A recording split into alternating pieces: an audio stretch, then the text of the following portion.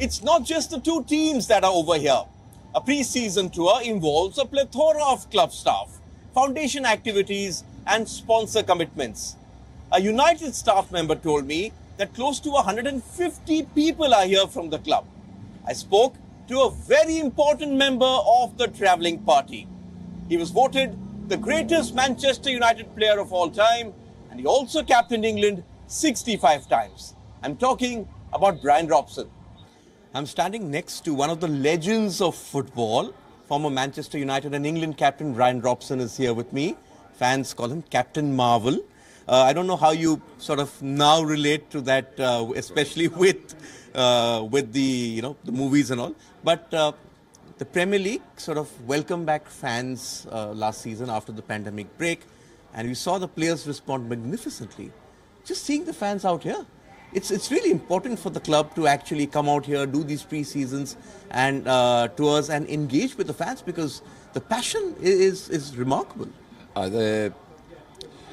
Pre-season is really important to any football club, but to be part of Manchester United and go around the world, and no matter where we go, we have unbelievable support.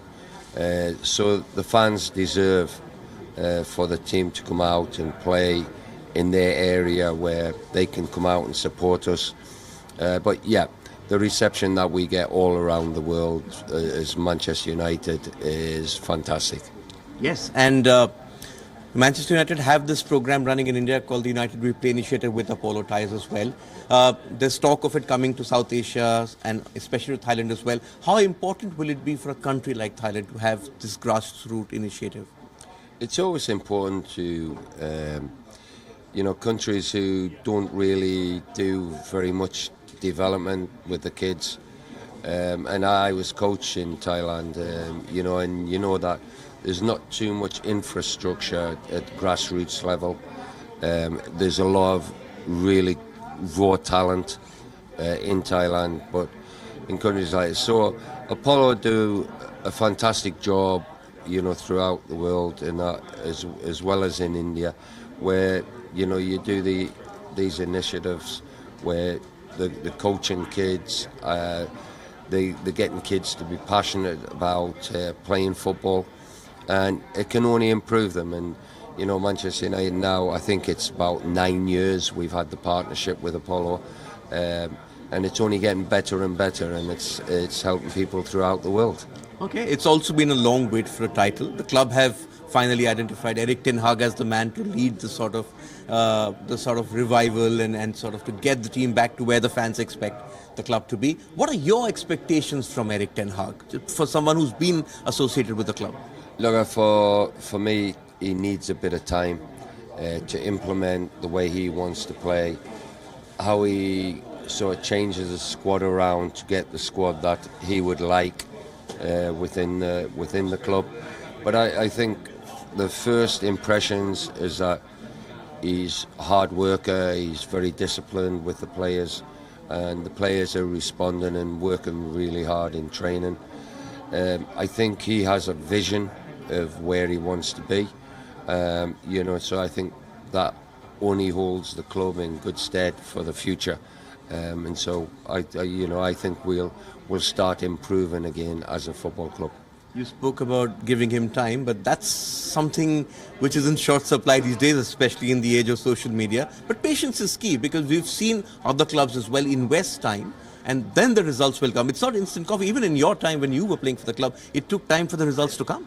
Look, even when I was in management, I always believed that you need at least 3 years to sort of change things around, implement the way you want to be as a coach or a manager.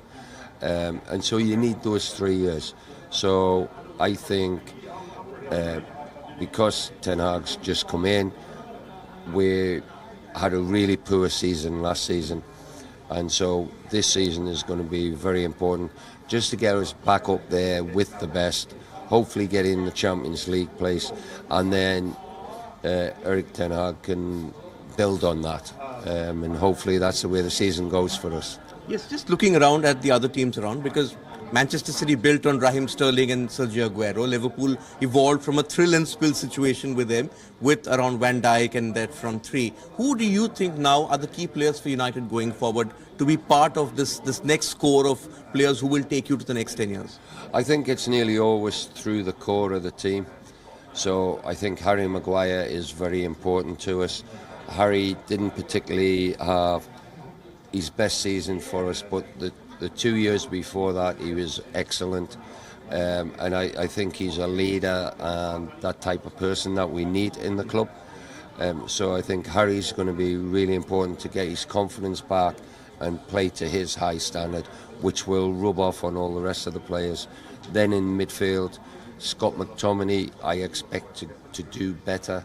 Fernandes, through that core, and then hopefully Ronaldo, can keep his form going. So right through the core of the team, I think those 4 players are really important for us to have a good season. Okay, and finally, before I let you go, it's going to be a very different kind of a season. Usually you have the African players go away mid-season for the Africa Cup of Nations. You're going to have a World Cup right in the middle of the season. The managers will be, very looking carefully, will they last the distance, and the players need to be fit, but it'll also have to be sort of ensure that when they come back, and not everyone's going to win the World Cup, it's going to be difficult to lift the players who've gone close. No, look, everybody's the same. And so what I always say when there's a break like this, it's the same for everybody. So as a manager and as a coach in the club, you have to plan. And so you have to have plans in place. So then if the players are playing really late on in the competition, you have to plan for that. If they get knocked out of the competition very early, you have to plan for that. But what I say, it's the same for everybody. It's not as if people are making it difficult for you as a club. It's the same for everybody. So you've got to get on with it, you've got to plan, and you've got to make sure that no matter what the situation is, you've got a plan in place. So then when it comes to Boxing Day and the Premiership starts again, you are firing on all cylinders where you're going to do well. Yes, planning is always key in any sport, not just football. Exactly. Yeah. Bryan Robson, thank you so much for your time, for your views, your perspective, and hopefully United have a good season and we get a thrilling game over here in Bangkok. I hope so. Yeah, thank you.